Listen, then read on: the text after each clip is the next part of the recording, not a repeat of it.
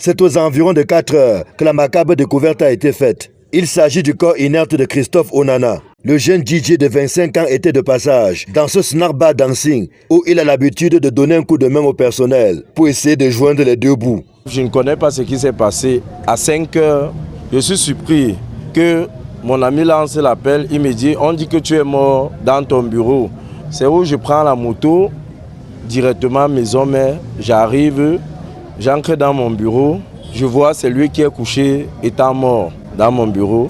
C'est où je demande à mon ami qui est comme mon frère et qui est mon chef du personnel. Je demande que comment se fait-il que je te laisse, tu as les clés du bureau, des gens se retrouvent dans mon bureau. C'est où directement j'ai appelé les autorités un peu de partout.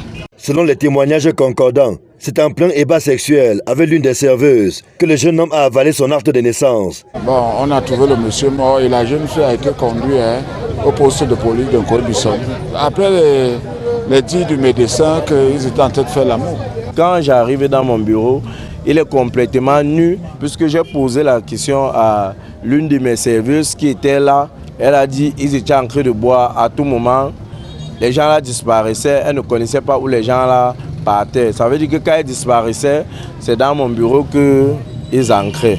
Informé, le sous-préfet de Yaoundé 7 est descendu sur les lieux du drame. Après les constatations d'usage, le corps a été déposé dans une morgue de la place et quelques témoins présents au moment des faits, y compris la serveuse, ont été interpellés pour besoin d'enquête. Nous pensons que le commissariat de 12e est à pied d'œuvre pour nous permettre d'avoir les détails des circonstances de ce qui s'est réellement passé. Il y a encore quelques jours, nous avons placé ce SINAC bar sous scellé administratif pour faire face à la promotion de la promiscuité, de la prostitution, de beaucoup de petites et mauvaises choses qui se développaient dans le coin.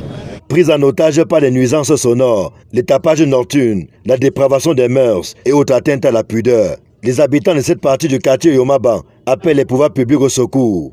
Depuis un certain temps, ce quartier est en insécurité. Il faut mettre les mesures de prévention parce que le quartier est mal à l'aise. Le banditisme, les agressions, c'est énorme.